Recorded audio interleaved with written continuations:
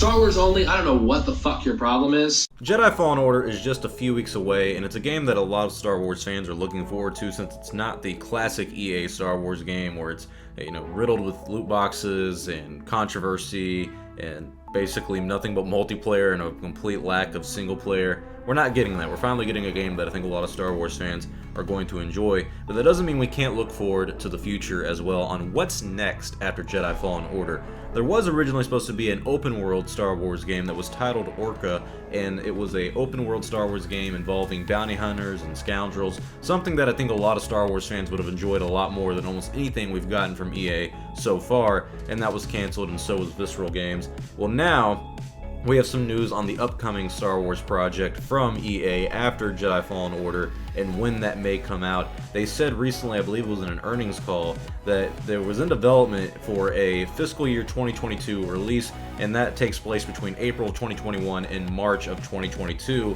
So that would be right before the next Star Wars film comes out in the year 2022, if that release date is still scheduled.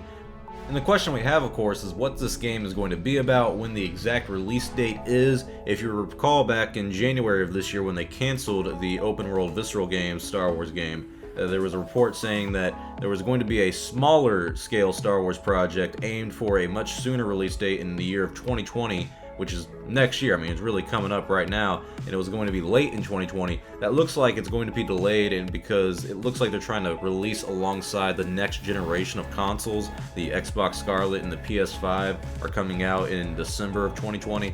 So it looks like they're trying to go for a release date after that, if not around that time. So fiscal year 2022 makes sense if that does take place between April 2021 and March of 2022. Of course, that's a long gap to play with, but it's around the time of the next generation of consoles, and I think it's a great time to release a new Star Wars game with the new generation of consoles. And the question a lot of us Star Wars fans are going to have is, what is this next game going to be about? Is it going to be another single-player driven game? Is it going to be a single-player driven game with a multiplayer aspect on the side? Is it going to be an open-world game like the one that they canceled from Visceral Games? Or is it going to be another multiplayer game? And if it's multiplayer, which I would probably say it is going to be multiplayer since it's going to be on the next generation of consoles, is it going to be Battlefront 3?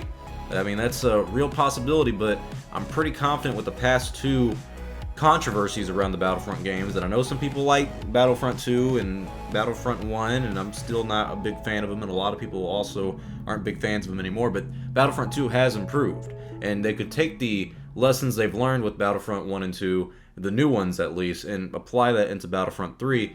And Battlefront 3 is something that Star Wars fans have wanted for a very long time. Since the 2005 one came out, there was supposed to be a third one. I believe it was being developed by Free Radical. I can't remember exactly who was developing it. I apologize if I got that wrong. But them and LucasArts really were not seeing eye to eye on the release date and how things were developing at the time. There was a money problem, of course.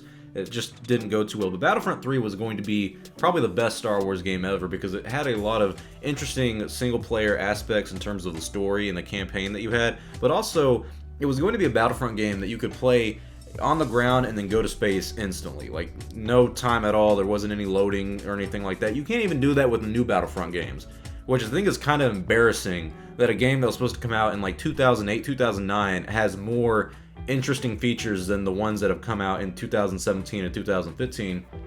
If they're making another one and it comes out in the year 2021 or 2022, you got to do ground to space battles instantly like that. It's got to be seamless. It's got to be epic like that. It's got to be a more massive style game. But I really don't think they're going to have DICE develop that. I really don't think EA even has the balls to do something like that. EA has just been a company that has been missing the mark non-stop in the Star Wars realm. And it looks like Respawn's Jedi Fallen Order is going to be the one to change that.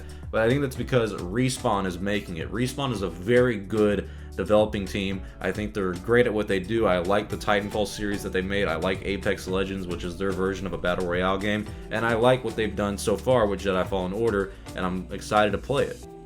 But when it comes to EA and Star Wars, fans, rightfully so, have a big trust issue with EA. And I think if they're trying to make something in the year 2021 or in the year 2022, and it's going to be on the next generation of consoles, it needs to be a single-player game. And if you have a multiplayer aspect of it, great. but it needs to be something open world. Maybe KOTOR 3? I'm joking, that's definitely not going to happen, but something along the lines of that wouldn't be a bad idea either. You have to do something that's different than what we've seen so far, and something that'll truly surprise the Star Wars fandom. If the report from Kotaku back in January is accurate, saying that it was a smaller project of Star Wars in the year 2020, that likely is this one being delayed a little bit, but if it's a smaller project, I don't think fans are going to be entirely happy with that. But to be fair, next year we're also getting the Lego Star Wars game, but that's not being made by EA. That's being made by, I think, Warner Brothers or something. I can't remember exactly. It's the people who make the Lego games. It's definitely not EA, though. So you have potential with this next Star Wars game after Jedi Fallen Order, the one that's not the Lego Star Wars saga, but still, it's controversy that surrounds EA that turns a lot of us Star Wars fans away from them, and for good reason. Battlefront 2, I know people like it nowadays, it's still not the same as the one from 2005, and that's embarrassing. The fact that your game cannot have the exact same amount of content, or merit, or story from one that came out, what, 15 years ago now? I mean, that's just disappointing, and EA has just been fucking it up, in my opinion. But tell me your thoughts below. What do you guys think about a potential Star Wars game in the year 2022 and 2021, releasing alongside the PS5 and Xbox Project Scarlet? We don't know what the next Xbox is going to be called, but still, another Star Wars game is imminent, and we know that it's going to happen, but we don't know what it's going to be about. If it's single player, if it's multiplayer, if it's not both, if it's open world, a lot of potential for another Star Wars game. Just the name EA alongside of it is what gives you cause for concern. But tell me your thoughts below. I'm Star Wars Only. Hope you guys enjoyed this video. I'll see y'all next time. And may the Force be with you always.